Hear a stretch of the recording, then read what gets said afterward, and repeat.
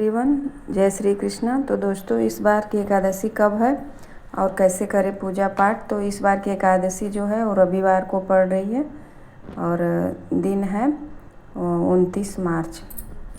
और ये जो है शुक्ल पक्ष की एकादशी है। ये बहुत बड़ी एकादशी है। एकादशी से बड़ा कोई भी व्रत नहीं होता है। यदि एकादशी 2 पड़ जाए तो वह किस दिन और कौन सी एकादशी हमको करनी चाहिए, पहले दिन की या दूसरे दिन की।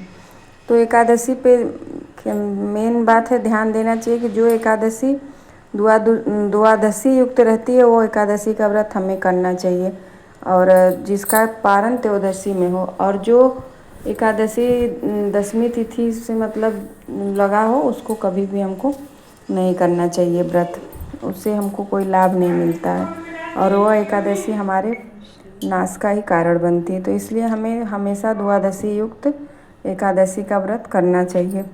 वह एकादशी बिल्कुल भी लाभ नहीं देती है। जो एकादशी लाभ देती है वो पड़ती है द्वादशी युक्त एकादशी। और सिर्फ व्रत रहने से या व्रत रहने से व्रत का फल नहीं मिलता है, और हमें उसका नियम पूर्वक पूजा पाठ सब कुछ करना चाहिए। और जिस एकादशी का मतलब ऐसा रहता कि पूरे समाप्त न हो, सिर्फ व्रत रहने से व्रत का फल नहीं मिलता, उसी कथा भी हमको सुनना चाहिए। जो एकादशी 29 मार्च को पड़ रही है वो एकादशी बहुत ही खास है।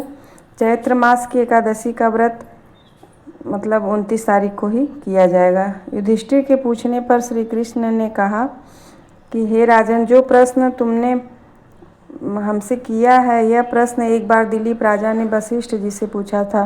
वशिष्ठ जी ने उत्तर दिया था कि यह चैत्र मास की एकादशी को हम कामदा एकादशी कहते हैं, और कामदा का मतलब होता है हर इच्छा की पूर्ति। तो भगवान इसमें हमारी हर इच्छा की पूर्ति करते हैं। यदि हम कामदा एकादशी का व्रत पारण नियम पूर्वक करें तो ये एकादशी हमें ज़रूर फल देगी। तो उस दिन हमें ठाकुर जी को पंचामृत स्नान करा लेना है, भगवान सूर्य को जल देंगे और तुलसी माता में मतलब जल नहीं देंगे, बस फूल धूप दीप दिखा के पूजा कर लेंगे। तो ये एकादशी जो है उस दिन हमें कथा ज़रूर सुनना चाहिए। एकादशी का व्रत करने से कोई लाभ नहीं होता जब तक कि हम उसकी कथा न सुने, उसका पालन न करें, भगवान की सेवा पूजा न करें। एकादशी व्रत करने से हमारे सारे पापों का नाश होता है। तो इसलिए हमें एकादशी के दिन जब हम पूरा पूजा पाठ कर लें तो हमको मतलब कथा ज़रूर पढ़नी चाहिए या फिर सुनना चाहिए मोबाइल में, टीवी में। तो इससे हमको लाभ मिलता है। एकादशी से बड़ा कोई भी व्रत नहीं है और ये एकादशी बहुत ही खास है। ये चैत्र मास की एकादशी है। कामदा एकादशी का मतलब ही है कि सारी कामनाओं की पूर्ति। तो इसलिए यह व्रत हमें नियम पूर्वक करना है और इसका पारण त्रयोदशी तिथि सोमवार को पड़ेगी। तो उसका नियम पूर्वक हमें पारण करना है और भगवान को जो भी सीजन का फल हो, मिठाई हो, जो भी आप अपने सामर्थ्य अनुसार बना सकते हैं उसका भोग लगाइए। और ओम नमो भगवते वासुदेवाय का दिन भर जाप करना है, क्योंकि ये जो व्रत है ये भगवान श्री हरि विष्णु का व्रत है। तो उनको जनेऊ और माला फूल जो आपका समर्थ है उनको ज़रूर चढ़ाइए और उनका विधि विधान से पूजा करिए। और यदि आपके घर में पितृदोष बहुत ज़्यादा परेशान करता है तो अखंड दीप जरूर जलाइए एकादशी के दिन। ऐसा करने से हमारे घर में सुख शांति बनी रहती है और पितरों को भी शांति मिलती है। तो एकादशी के व्रत के दिन हमें मतलब अखंड दीप जरूर प्रज्वलित करना चाहिए।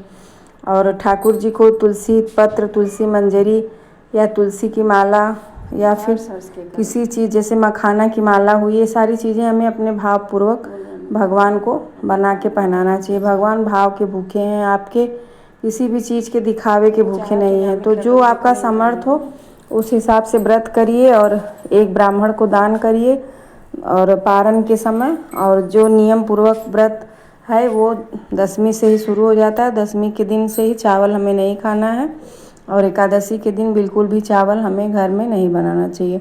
और जब भी भगवान की पूजा करें तो हमें सफ़ेद तिल का आसन देना चाहिए और सफ़ेद तिल ही भगवान की पूजा में यूज करना चाहिए। यदि घी का दीपक जला पाएँ तो बहुत अच्छा है, नहीं जला पाते हैं, नहीं सामर्थ्य है तो आप तिल के तेल का भी अखंड ज्योति जला सकते हैं।